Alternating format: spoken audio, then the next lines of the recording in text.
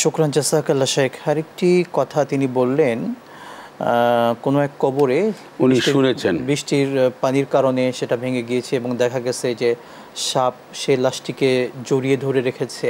আসলে এইগুলো কেন হয়ে থাকে? না, দুটি। একটি হচ্ছে যে কবরে সাপ আসবে, হাদিস দ্বারা প্রমাণিত।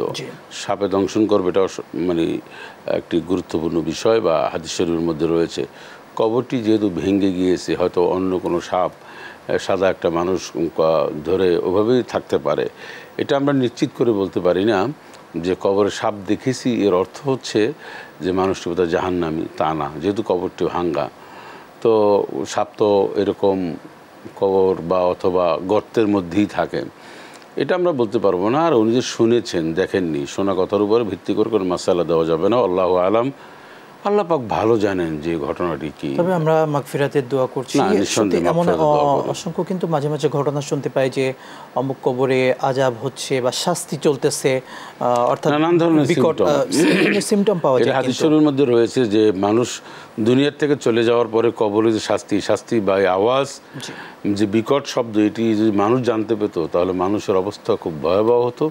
এ সংক্রান্ত বড় লম্বা হাদিস রয়েছে। আবু দাউদ শরীফের সেই লম্বা হাদিসের শেষে কিন্তু বলা আছে ইয়াসমাউহা মা বাইনাল মাশরিকি ওয়াল মাগরিবি ইল্লা সাকালাইন, অর্থাৎ পশু পাখি ব্যতীত পৃথিবীর, অর্থাৎ আমরা ব্যতীত, আমরা মানুষ ছাড়া যারা আছি, পশু পাখি সহ অন্যান্য সবাই কিন্তু তাদের আওয়াজগুলো যে হচ্ছে এটা তারা বুঝতে পারে।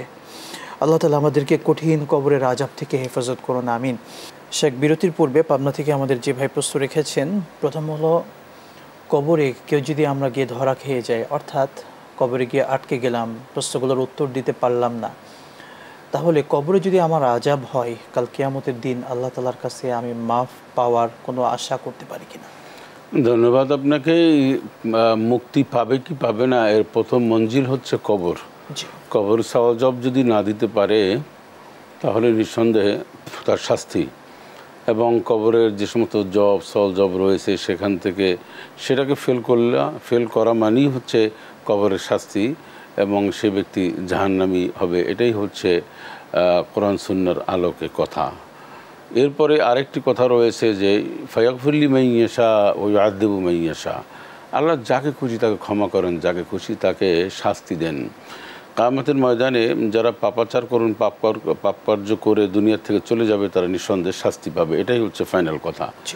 আর আল্লাহ পাক যদি কাউকে মানে শাস্তিওয়ালা মানুষকে মাফ করে দেন, একজন পাপিষ্ঠকে মাফ করে দেন, সেটা একটি ভিন্ন। আল্লাহ হচ্ছেন সুপ্রিম পাওয়ার অধিকারী, একমাত্র একচ্ছত্র ক্ষমতার মালিক, নিরঙ্কুশ ক্ষমতার মালিক, সেটা ভিন্ন। তবে কেউ যেন মনে না করে যে আমি পাপ করলাম আর হয়তো আল্লাহ দয়া করে আমাকে মাফ করে দেবে, এটার কোনো সুযোগ নাই। আল্লাহ যদি কাউকে দয়া করেন, আমার সেটা ভিন্ন হিসাব, কিন্তু আপনাকে নেকির কাজ করেই দুনিয়া থেকে যেতে হবে। আর কবরে যেহেতু আপনি ফেল করেছেন, মান রব্বুকা দীনুকা মান নাবিয়ুকা, এই প্রশ্নের উত্তর দিতে পারেননি, যদি যে পারবে না সে নিশ্চিত জাহান্নামী, বা আল্লাহ তাকে এখন থেকে দুনিয়া থেকে আমাদের প্রস্তুতি নিতে হবে যেন আমার কবর জগৎ কিয়ামত দুনিয়ায় আমাদের জীবনযাপন দিয়েছেন। যে